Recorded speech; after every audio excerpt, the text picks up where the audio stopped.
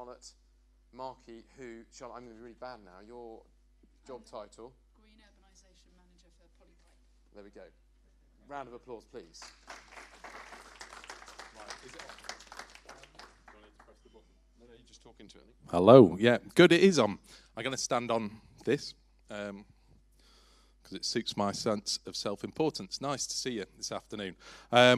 Yeah, it's been really interesting. Charlotte and I have caught up through Giles, and we found out a lot about what our businesses do and the places that we can cross over. And one of the things that we talk about a lot in the sustainability space is that collaboration is absolutely key. So it's been a really good opportunity for us to practice what we preach and sort of find out. And I think it's the start of something beautiful, isn't it, potentially? We've got some good ideas. So starting at the beginning, I'm going to rattle through sort of what the problem is and sustainable drainage as a concept, as a solution. Then we're going to talk through our sort of specific solutions. Charlotte's going to talk about Polypipe's approach, I'll talk about ours, and hopefully we'll find out how that might cross over in the middle. Starting right at the beginning though, we know that climate change is causing extreme flooding events. I don't need to look at that, there's a sign at the back there, that's handy. That's down the road from our head office in Brighouse. Brighouse never used to flood, but about 4 years ago, we saw that flood event. We went out and took a photograph, and it's flooded about 3 times since. So there's no, we can't pretend that things aren't changing. We can't pretend that weather patterns aren't changing. There's a lot we can do to mitigate climate change, but the important thing is we've got to adapt, and we've got to adapt quickly. We've got to adapt the way we design and build urban spaces to do away with these events. There's 2 reasons why we're seeing more flooding. First of all, it's raining more frequently. It's raining harder and it's raining for longer periods of time. So whatever your beliefs, whether you choose to sort of follow the science or not, you can't deny that weather patterns are definitely changing. The other thing that's going on is that we're changing the way we manage land. So previously, when rain fell on open green land, most of it soaked down into the ground and a little bit would flow away into waterways where it would be channeled away into the sea or into a receiving watercourse. And that was fine. That worked fine for years. But then companies like Marshall's came along and concreted over that beautiful green landscape, and that stopped the water soaking down into the ground. So the majority of the water now is prevented from soaking down and instead flows at high speeds and in large volumes into the receiving watercourses, whether that's a sewer or a river or a stream or a tributary or whatever. So those 2 things, those 2 factors together mean that we've got a problem. That's why we're seeing more flooding going on. So sustainable drainage systems, or SuDS, the term was coined in the late 90s, I think, ish, and it's cottoned on. Yeah, it's cottoned on, and it's now become quite a radical movement. It's not a new thing though, and this is the key thing that we're keen to get across. Sustainable SuDS aren't new. It's not there be dragons. They've been around for about a quarter of a century. What are they? Years ago, we managed water by channeling it away from infrastructure. So that's basically what the Romans did. When water was coming down a hill towards them, they'd dig a channel, dig a route, and they'd get rid of the volume of water and channel it away somewhere else. That did its job. So drainage was always about getting rid of a large volume of water. They never really thought about the quality of the water that they got rid of. They rarely thought about amenity or biodiversity. It wasn't part of the philosophy. It wasn't part of the principles of drainage. The whole idea was about getting rid of as much water as possible, as quickly as possible, to protect your infrastructure. A good sustainable drainage system, though, can do so much more than that. So when it was launched, there was the SuDS triangle, wasn't there? 3 elements that you had to balance. That's become more complicated now. Okay, there's the 4 pillars of SuDS. People are trying to put new sort of things in all the time.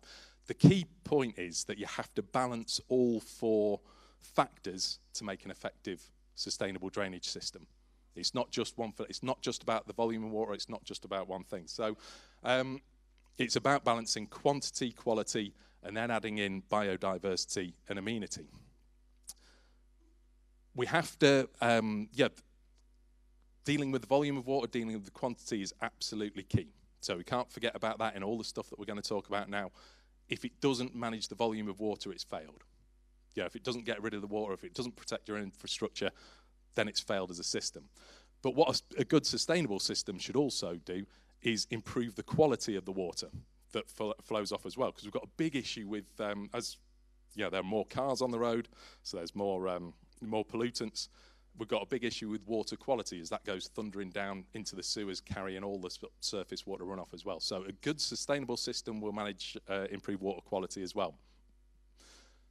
The two aspects at the bottom, though, are a fairly new concept. A good system can actually provide amenity benefits. It can actually provide a nice place for people to hang out in. It provides a nice sort of community space that kids can play in and people can sit and relax in. That's something that a channel and a pipe can't do.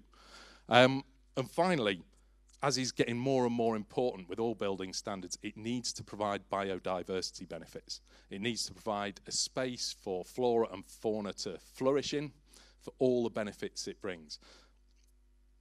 I'm not going to talk about biodiversity net gain here. That's a separate topic in itself. But introducing more green infrastructure to spaces is going to improve, as well as managing surface water. It provides air quality benefit. It improves air quality. It provides biodiversity habitats for animals and insects to live in. It improves mental health. There are so many multiple benefits from introducing green infrastructure. It's essential that we balance that while we're considering all the other things that a drainage system should do as well.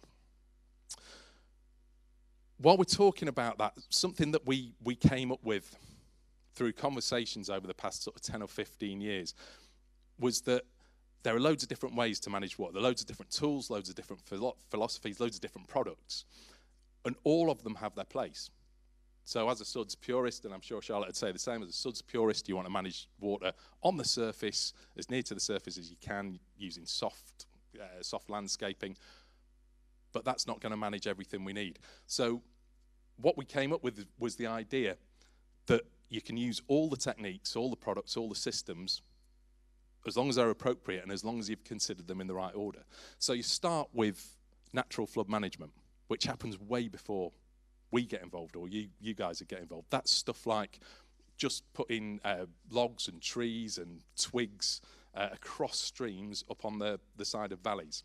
It's something you do with your kids at the weekend, and it slows the flow of the water down the side of the valley, so it means by the time it gets to the urban catchment, it's been slowed down and it's been spread out, so it allows to infiltrate and it's not going at high speed. Then you want to consider soft SuDS, the features that I talked about before, things like attenuation ponds. Which ponds, right? They're just big pools of water, they store water, the water soaks down over time. Rills, swales, just sort of landscaped solutions that collect the water and then allow the water to slow its flow through your catchment, infiltrating all the time and picking up all those water quality benefits as well. When you've used up all those opportunities, look at engineered SuDS. So this is where Charlotte and I, or this is where Polypipe and Marshalls come in. Things like permeable paving, things like the green infrastructure solutions that Charlotte will be talking about shortly. And there's absolutely a place, we say positive drainage, but there's absolutely a place for things like channels and gully pots and all. In an urban space, you need that kind of positive drainage to get water safely and quickly away from the space. Underground attenuation is absolutely necessary as well. We're talking about big underground tanks and pipes. Polypipe have, a big part of their offer is crates. A big part of what we do as well is underground tanks and pipes. The point is, you don't go for that option first. Start at the left-hand side of that graph, move your way down, and before long, you're probably going to end up at the point where you need underground, big sort of heavy-duty storage. Certainly with the deluges that we're going to see coming. And there's even a place for flood protection, just building a big wall to stop the flood water coming. All of those are legitimate, sensible approaches to water management. Just think about them in the right order and use them in the right way. What's interesting for us is that's the area that we operate in. We don't sell grass and we don't sell trees, but what we're finding is that legislation and sort of more awareness is driving people back up that hierarchy, driving people to consider soft SuDS first. So the challenge for us as manufacturers is to come up with products and systems that make it easy for people to install those features. And the challenge for designers and installers is to think straight away about how they can cram as much green space into their into their developments as they can. And that's not just for drainage purposes. That's for all the other legislation, the biodiversity net gain, the nutrient neutrality legislation that's in place in some areas as well. So that's as much as I wanted to talk about to start off. I'm going to hand over to Charlotte now, who's going to talk about Polypipe's approach and how we potentially work together on stuff. Thanks, Chris. So hi guys, I think what Chris said was absolutely right in that we have to think about that, the way that the source control SuDS and shallow systems work with deep systems and how that green infrastructure as well as engineering works together. And I was working with a colleague of mine at Polypipe when the new sewer sector guidance came out, and Chris and I were talking about this because one of the things that you guys will see as a merchant is that the legislative changes that take place really do, as Chris said, drive people back up that graph towards the left, towards the more soft systems. And what we're finding now is that water companies are actually, and planning authorities are telling developers, we don't just want deep crates and pipes as a first point of departure. We want you to consider how you could think about tree pits, how you could think about swales and other green infrastructure assets as adoptable forms of a sewer. So actually the definition of a sewer itself has now changed to incorporate green infrastructure, which has caused a heck of a lot of confusion with the water companies because they're coming to us and they're saying, well, what does that mean in terms of how can a tree pit convey water? How can a tree pit manage water? This is all weird and wonderful to us. And as a merchant, if you've got this knowledge and you've got the product ranges from Marshalls and Polypipes to be able to facilitate that, you've really got a USP because they're going to be coming to you to ask you how this all works.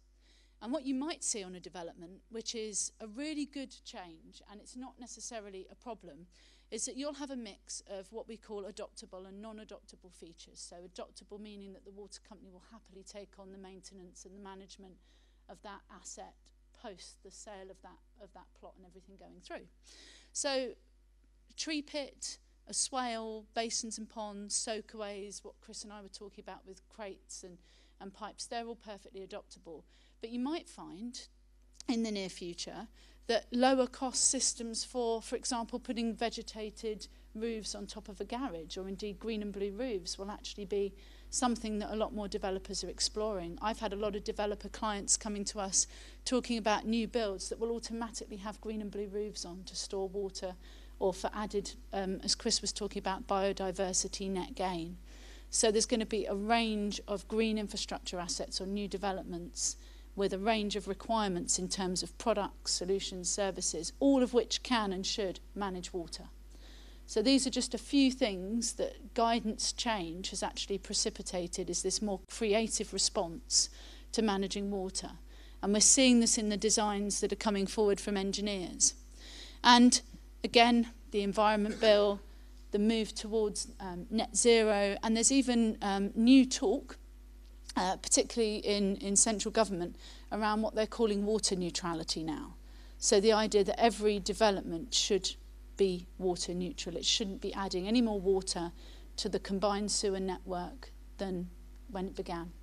And this is all a huge, huge pressure for viability, because if you're a developer, you've only got a finite amount of space to pull all this off. And this is where you guys come in, because if you can optimize those green assets through engineered solutions beneath them, to support those green assets and that can also manage water, if you've got multifunctional ways to do this, you're really cooking with gas, because you can offer that full range of solutions that will save space, time and money. So this is a really good area of the market to exploit if you get it right. So what's adoptable? Swales and rills, we'll go through that in a minute, bioretention systems and trees, and as Chris was saying, soakaways and ponds and wetlands. So we do a lot of work on this, and Marshalls as well do a lot of work on these kind of approaches, where we're not just doing the soft SuDS as we described at the very left of the spectrum, because we can't always do that. There might be a reason why we need to put more water storage under a green space. For example, if you've got a small compact development, if you've got an urban site we often find that actually to manage the volume of water we need to on a particular plot of land, we need to be giving you more water storage. So this is where we bring in the green and the blue together. And this is where you as a merchant can talk to the developer about the kind of systems that could be used to make this happen.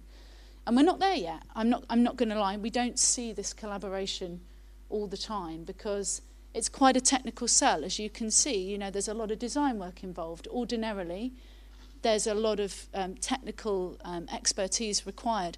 But there's no reason, when Chris and I were talking, that this couldn't become more off the shelf. There, especially on residential developments, there's no reason why these can't be packaged up and made more accessible for developers.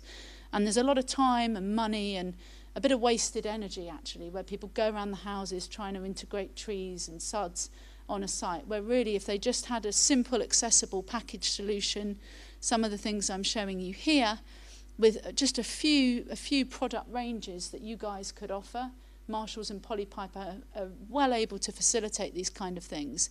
It's very simple to enhance and optimize green assets on a development. So by using something like our Permavoid or our Polystorm crates, we've acquired other businesses within the Polypipe family for more of an extended product and suite of solutions. You can actually cater to developers with a variety of budgets as well, because what we don't want to do is price people out of greening their developments. And I think that's a real barrier sometimes, particularly in things like Tree Pit World. Chris has probably experienced this as well. You know, developers, they're not anti-greening, but they're just anti the headache, the time, the money that they perceive these things to take. So we've got to make it easier, simpler, and pain-free. And indeed, treatment and removal of pollutants is becoming a huge issue, and it's really expensive. So we've got to look for cheaper ways to create green assets that can also manage things like phosphorus. That's a huge issue that you guys are going to come across even more now. And I think Marshalls and Polypipe working together for how we can create kind of integrated approaches to getting phosphorus off a site and making that cheaper is going to be a really good way forward. I don't really want to talk about pipes today. It's in there, but I mean, please forgive me. My colleague Sue Earlman and I were looking at the Polypipe website yesterday, and she was like, it's all about the pipes, come on. And I said, we are under construction on the website, but we do more than pipes. But they are necessary. So despite my personal aversion to talking about pipes today, we do have to get water from A to B, and there are times where between green assets and between SuDS features, we're going to need some pipe, whether it's Marshalls or Polypipe, you know, we're going to need it. So on any development, you guys will be able to package this up so that you've got your conventional suite of solutions and your more creative green infrastructure assets. So the developer has got you as a one-stop shop to go green and to also use those conventional methods, whereas Chris said, the reality is you might have some tree pits, some SuDS, then you're going to have to move that and convey through pipes, and then you're going to have a soak away, some deep attenuation tanks and some treatment. So you're going to sell that holistic approach as well as slowing the flow. You know, we're not beavers. We're not going to be able to just put a load of twigs somewhere and slow the flow on a development site. We're going to have to slow it through some other means. You know, we can do some natural flood management upstream, but in reality, there's going to be times where flow control and those kind of interventions are necessary. So again, it's about understanding that range of solutions. And I definitely recommend you guys, if you haven't, and this probably sounds like really, really boring homework, have a look at the Syria guide for the construction of SuDS. It's not bedtime reading, but it's a really good point of departure to kind of understand where developers are coming from, where the designers are coming from, and all the SuDS features are covered, from tree pits to swales to bioretention to basic tanks. And I just wanted to show this here as well, because Part C of the new sewer sector guidance actually talks about how these adoptable, non-adoptable green features come together. So as Chris was saying, you know, there's a time and a place for everything, and permeable paving is in there, swales are in there, storage tanks. And what we discovered from chatting together is that there are lots of ways that Marshall's products and Polypipe Permavoid systems can create the ultimate storage beneath Marshall's permeable paving. You know, there's no reason why you can't optimise that permeable paving offer, and there's no reason why you can't mash up the two product families. These things are compatible, and you should exploit the people supplying you to make the best of what you can offer. And this goes for how you mix up all these features. So you might well be able to sell some attenuation crates. You could use other geocellular to create an enhanced swale feature, and you can also use geocellular for things like permeable paving and tree pits. And for us at Polypipe, we use a number of these geocellular options to do all this. And that's not to mention also the importance of rainwater harvesting, which actually we didn't talk that much about. But it's because we don't know a lot about it. And, you know, again, rainwater harvesting is something that we're getting asked increasingly a lot about. And also the evolution of smart as well. That's another thing I wanted to signpost, because we're moving towards a world now where IoT and tech solutions, in the Netherlands, for example, even basic domestic sort of garden centres and companies sell smart systems for people to manage water in their greenhouses and automate a lot of services and make them lower maintenance. I think there will be a time in the future, and Chris was talking about how we mess around with things like the triangle of SuDS, the 4 pillars of SuDS. I think added on to this idea of quantity, quality, amenity and biodiversity, the 5th pillar will definitely be smart in the future.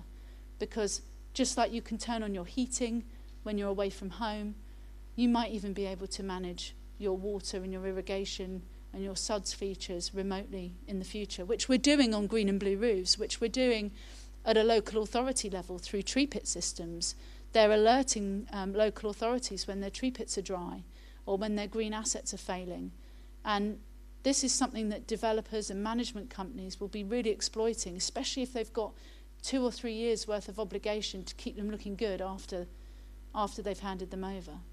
So in terms of long-term management, there's a lot of things that are really happening.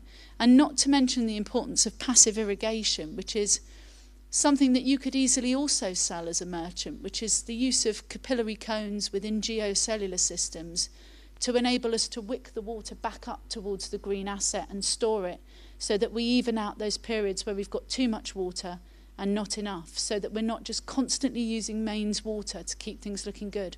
So it's much more sustainable than sort of business as usual. But it's not limited to those kind of approaches. And as I said, consider all those enhanced added benefits. And Chris was saying, you know, think about the amenity, the placemaking, the reducing the pull on utilities and resources, and rainwater reuse and passive irrigation. And I don't really want to go through the sort of whole plethora of the product range, but these things all work together. And do ask us about it, and we will do training. And Marshall's probably the same. You know, we will always, our door is always open to kind of add on to what you're hearing today.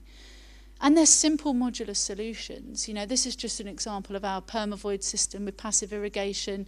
And this does so much for a developer if they know how to use it. And if you guys are enabled to explain to them how it could be used under a green asset, for example, a tree pit or in a rain garden, then the possibilities for them really open up, as well as, you know, working on a scheme, even with permeable paving as an example. You know, often you might use an aggregate underneath permeable paving. Let's be more sustainable. Let's consider using something like a permavoid unit. Let's make it cheaper and easier for the developer to bring product to site, reduce labour costs, and think about all those added benefits of how we mix and match products. And not to mention the fact we can reduce loading when we use more structural, modular, enhanced solutions. And make use of our design guide. We've got a really good design guide that's downloadable, and it'll show you how you design with all these SuDS features. So without sort of going through it all today with you, I'll send Giles a link to that design guide. You can all make use of that and ask us any questions. But it just shows how these products can be packaged to create these kind of off-the-shelf solutions to give people what they need. And technical details, you know, we can help you guys detail up these kind of packages. This does look a little bit scary when you first look at it. It did me when I first joined Polypipe. But actually, they're really simple ways to integrate geocellular with a Marshall's permeable paving, for example, or some channel drainage. As Chris was saying, in reality, we'll be using 3 or 4 different products or 3 or 4 different techniques in one package solution when we're doing SuDS. And it's really simple. Just pick up the phone to us. We can guide you through it, and we can tell you how to package all that up together. And, you know, the big one for me, being the green urbanisation person, always being called the tree lady in the office, if you're going to go green, and developers, you know, they always name their roads on a new development like Sycamore Drive or Maple Avenue or something, and in reality the trees just look dreadful. And why is that? It's because they don't do it properly, and they try and get away with as little as possible, and it's not their fault, they're just being priced out of it. So my mission is to get tree pit packages into you guys that will be off the shelf, much cheaper, much easier for developers to get volume trees onto a site that can also manage some stormwater and surface runoff, and importantly are structurally sound enough not to buckle under a highway and to annoy the highways engineers so they won't adopt them. These are the challenges of doing proper green engineered SuDS solutions. So this is what we're here for, this is what Marshalls are here for, is to make this easier. And we could also get to a point where we start actually, you know, getting you guys to give good advice on the soil as well. You know, soil's a big part of this. SuDS without soil is a bit of a dud. You know, the soil is a huge part of it. The specification, the porosity, how water moves through the ground from start to finish is critical. And we need soil volume if we're going to create these decent green assets for the future. And again, you know, you can design 2 SuDS features at once. You don't just have a rain garden, for example. You can put some trees in your rain garden if you've got the right products. You can mix up all these features. And it's really modular and really simple. This is just a rain garden scheme in a residential area. As you can see from the below image, you're just disconnecting your downpipe from your residential dwelling into a bioretention feature that will store water and also allow infiltration. So it's not rocket science, it's just how you package it up.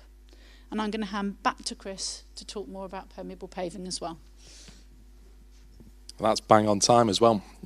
It's almost like we rehearsed it.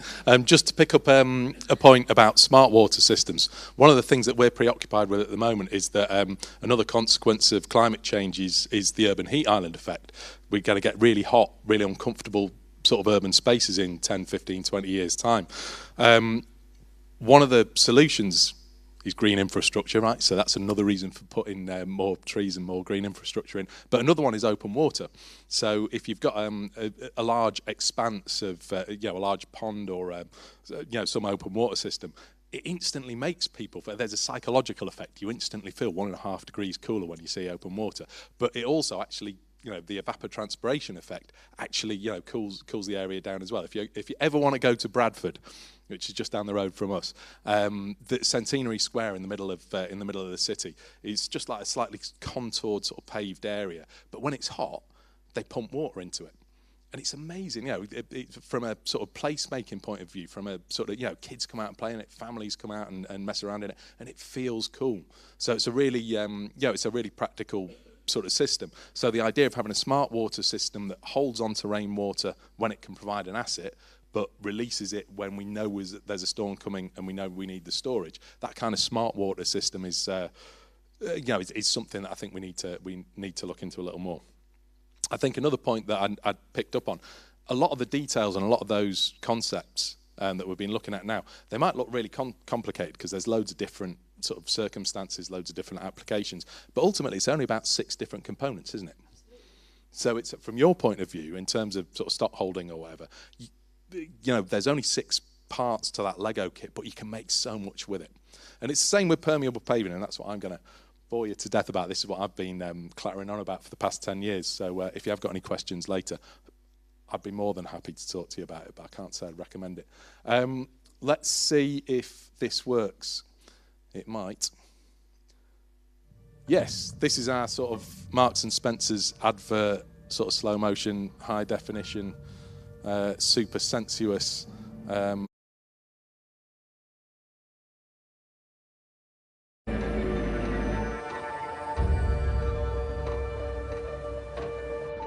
water from here.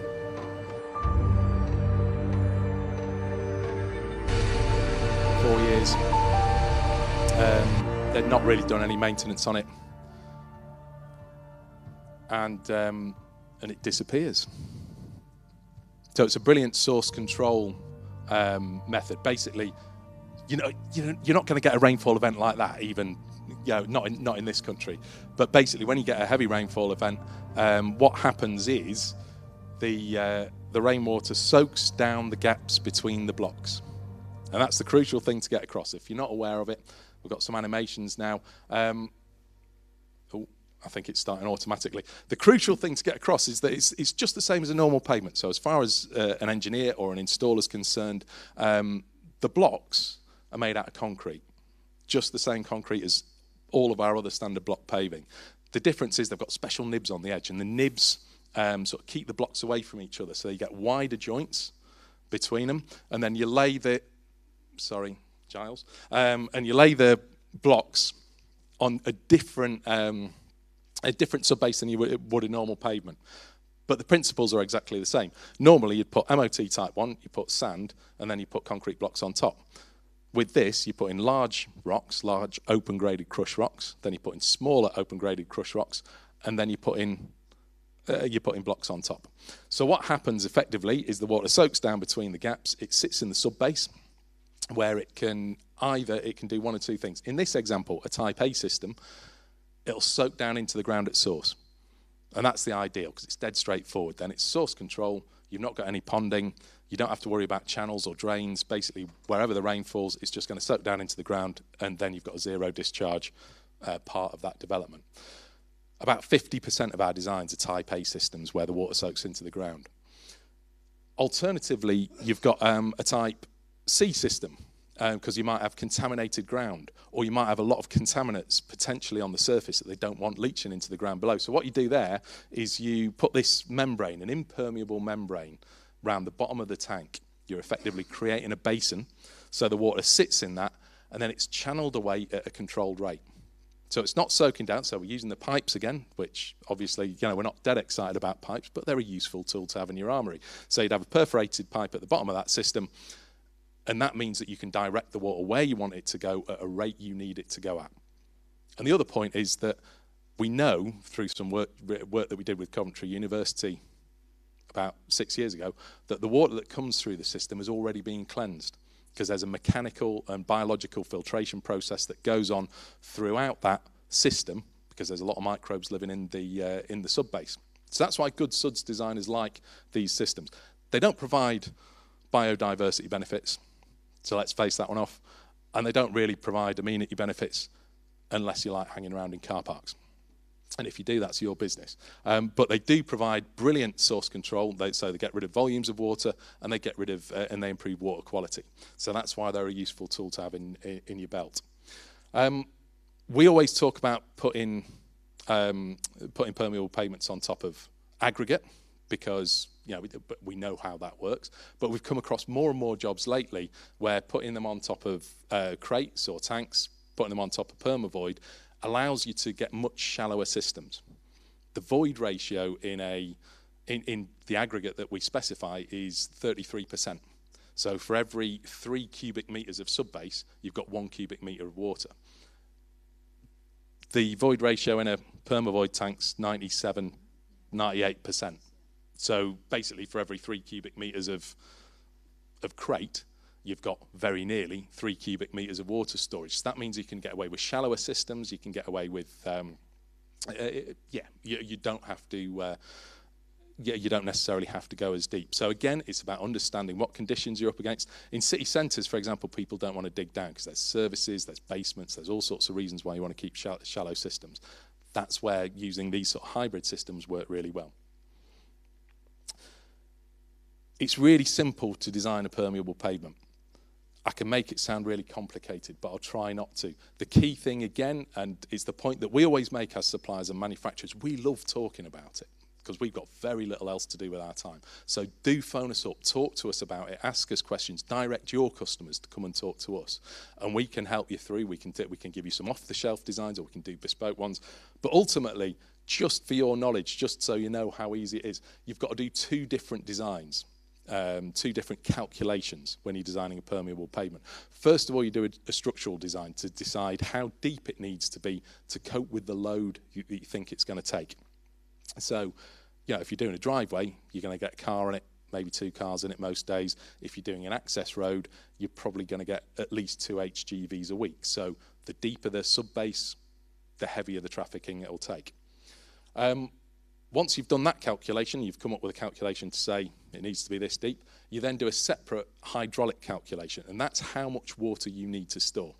So you need to think about what are the rainfall events? How much rainfall is it likely to take, given on the rainfall patterns of that area. You can get that from the Met Office.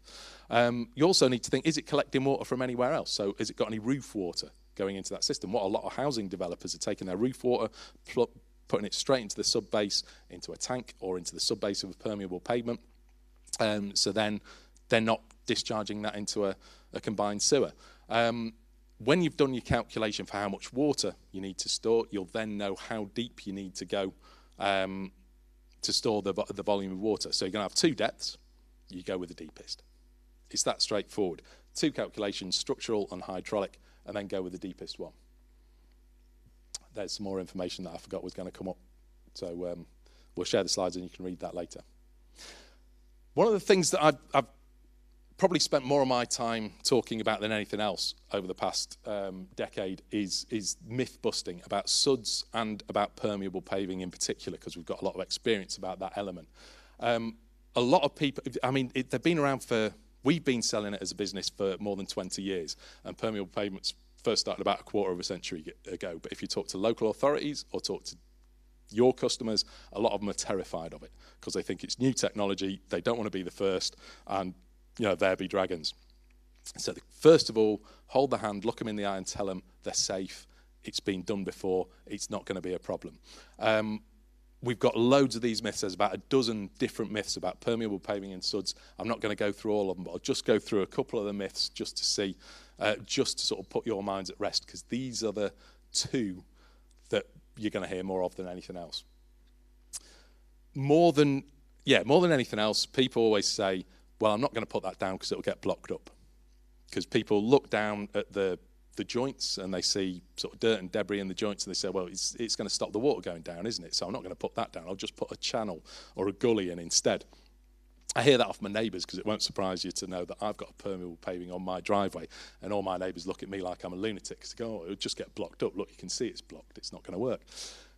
First of all, a lot of research has been done into this. There was a study in 2006 by a guy called Senki Borgvort, and what he came up with was this idea that over the course of 10 years, it's going to get less and less permeable. The surface, because it does slow the rate at which water goes down. So if it starts when it's installed, it's got an infiltration rate of 100%. After 10 years, it hits just 10% of its initial filtration rate.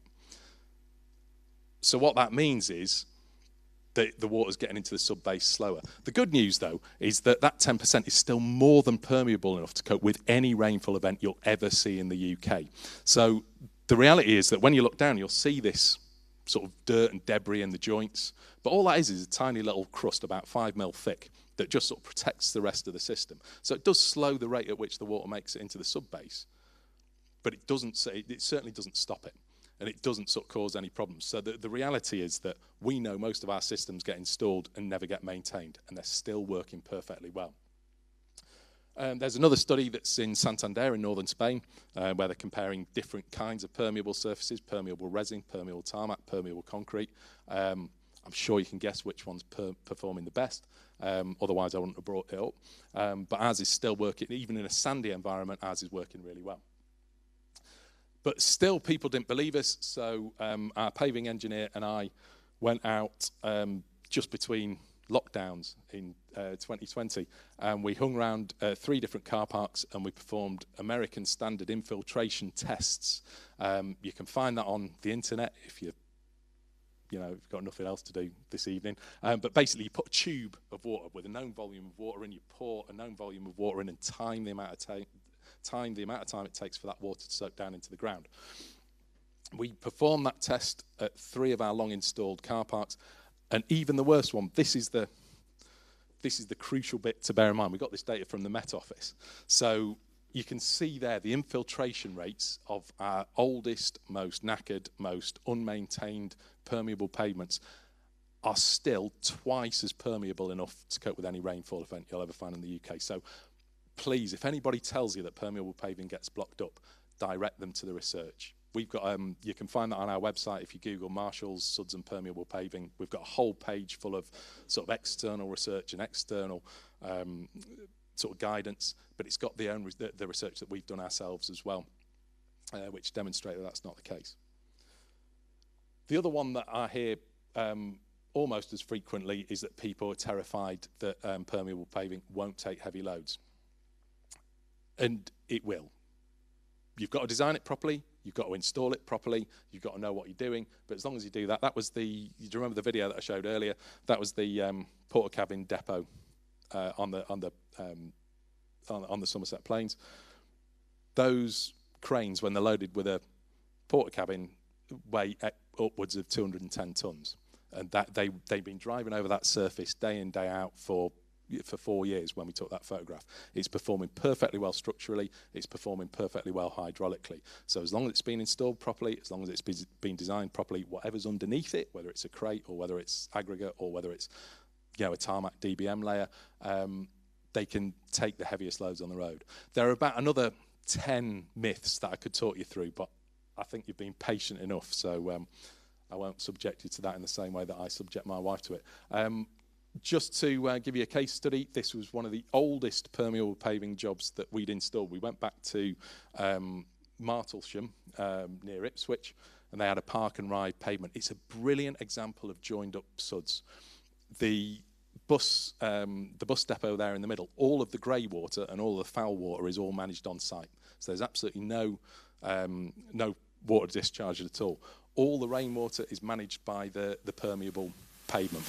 The permeable pavement hasn't been, snipers, the permeable pavement hasn't been maintained, it hasn't been swept, it hasn't been cleaned, they've done nothing with it whatsoever. And if you look at it, there's moss throughout all the joints. We caught up with a guy that designed it, a guy called Simon Curl from Suffolk Council. Fascinating bloke. He was a bit of a pioneer all those years ago, and he came back, he was thrilled with it. And his comment was, he's going, doesn't it look nice with the moss in? It looks so much better, it looks kind of, and I think we'd struggle to sell that as a feature or benefit of permeable paving. But it certainly doesn't stop it working, because we did the test there and it's still more than permeable enough than it needs to be. There are trees all over it, really simple, really simply designed. He just built around the existing trees. There's foliage all around the edge, which is another thing that terrifies people, because they think as soon as the leaves fall off, then the leaves will clog the joints up. Absolutely no problems whatsoever. So yeah, again, for the real masochists among you, there's an 8-minute long interview with Simon Curl on that particular car park about how well that's working. And that, I think, is as much as we wanted to talk about, but we've actually hit time as well. We had 45 minutes. But yeah, if you've got any questions, then we're all ears. It's also worth saying, actually, you can take permeable paving up to a tree pit. So in car parks, we do a lot of installations where there might be a Marshall's permeable paving up to a Polypipe tree pit. So again, that kind of all fits together, because the tree likes the water to come in from the permeable paving. Because the point being that it'll come in, rather than coming across the surface, it's come through the sub-base, it's already been cleansed, so you've got that controlled flow of clean water, so it's not eroding the roots. Explain exactly what a tree pit is. Sorry. Shall I go for it? Yeah, so there are kind of, I suppose for us in the UK, there's probably 3 ways of doing tree pits, I would say. So you can use a deep crated system. So you can direct the roots down to quite a low soil profile. And the idea that we manage trees, this is just for hard landscape, by the way. So if you're planting in a soft landscape, the infrastructure you can dispense with, but on most developments, trees will need some kind of structural support for hard. But basically, you can have a deep crate, because that's the way we've done it for, say, 20 years in the UK, where American companies have kind of brought over the deeper crated systems to manage the roots down. We at Polypipe, and I guess the European model, is more innovative, where we have a shallower cratered system like the permavoid just below that paved surface, so that what we can do is keep the roots where they like to be in the first 600 mil of soil, and we can also use the permavoid crates to irrigate and create a truly SuDS-enabled tree pit. So how you combine trees and water management is kind of a wider conversation beyond today, but that's why we like to use the permavoid or the rafted system. And then I guess the third way you can do it, which is often the kind of default cheap position, which local authorities are really pushing people away from now, is a kind of structural soil, which is basically a bag of gravel mixed with not very much decent organic matter that the tree roots will try to exploit and go through. But the reason engineers kind of used to use that quite a bit is because A, it's cheap, and B, you know, the gravel is a structural element for them, a bit like an aggregate. But what we found testing in the Netherlands and in the Middle East is that the roots get really seriously compromised by a structural soil because they hit the barrier and then they become less dense to get round them, so they don't anchor as well. So we find that there's a lot of tree failure through that. I hope that kind of expands a little bit.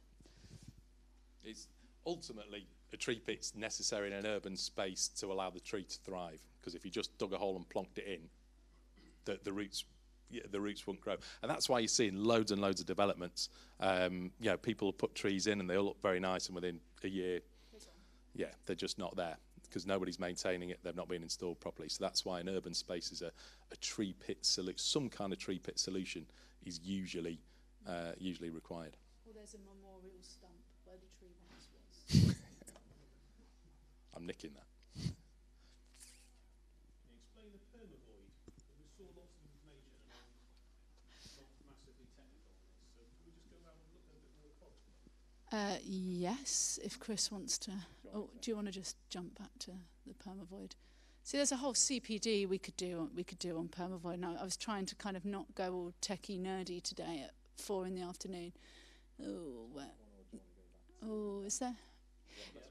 Yeah, that's a reasonably good one.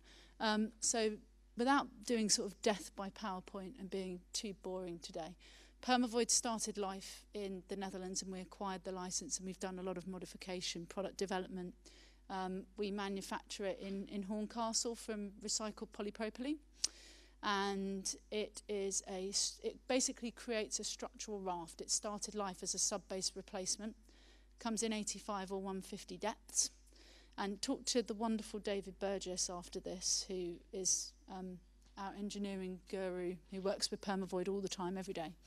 But basically, we started to use it beyond the sub-base approach. So because when it was developed, we found that we could put it into linear assets and highways, and we could reduce the sort of loading requirements and the amount of cover that we needed for heavy trafficking. They started to branch out. So, for example, the permavoid 150 started to be used for tree pit applications. They then started to look at exploiting the capillary cones inside the system for the passive irrigation I mentioned, so that the water could then wick up, and how it could be used to support green assets rather than just be a sub-base replacement or used with permeable paving. So the use cases started to evolve over time.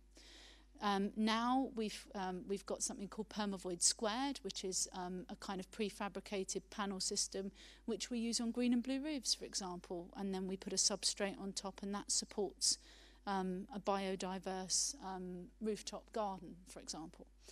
And it's a flexible modular system. There's a patented tie system that you can see on there. We do the full range of geotextiles and geomembranes. For example, you know, Chris was talking about creating sealed systems for the permeable paving. We need to do that sometimes for tree pits or swales or other features where we want to, you know, keep the water and pump it to another SuDS feature, or we don't want it just to infiltrate, or maybe we can't just let it infiltrate.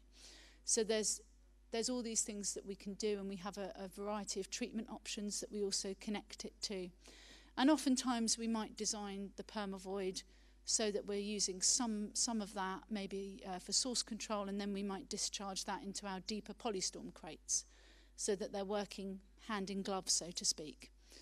So I hope that gives you a bit of of an understanding of how it works. But essentially, it's that modular, flexible, structural raft approach that enables us to do that. And also, as Chris was saying, the void ratio also helps us a great deal on rain garden projects, a bit like permeable paving.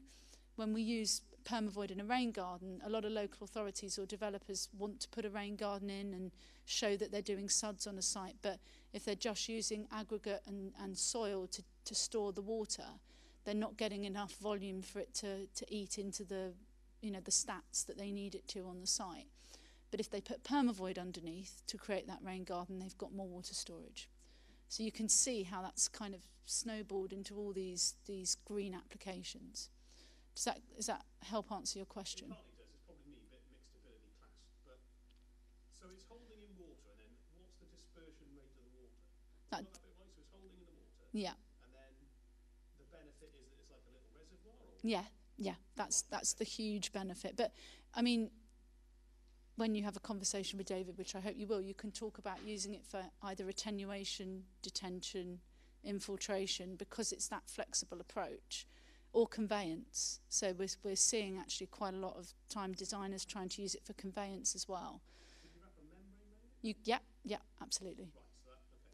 So I was looking at that image thinking, that holds water, but there's loads of holes in it. So how's it You might put a textile around it, because if you want it to infiltrate, but effectively it's creating the void, creating the space to store loads of water in it. So it's out of the way of, so it's safely out of the way of your infrastructure. You might, or you might put a textile. What's the word? Geotextile. So you might have. So if a membrane's impermeable, we might put an impermeable membrane around to hold it in, and then put a pipe on so outflows. Or you might put a porous textile around it, so you've got all that water stored, but it's infiltrating down at a rate. Yeah. You're basically creating a structurally sound hole in the ground. That's effectively what it is. But yeah, ideally, if you had a massive space in your, if we were building a house here, we'd put a big attenuation pond on that lovely green field there, and then you'd have ducks in it, and you'd have trees in it, you'd have plants in it. It'd be wonderful.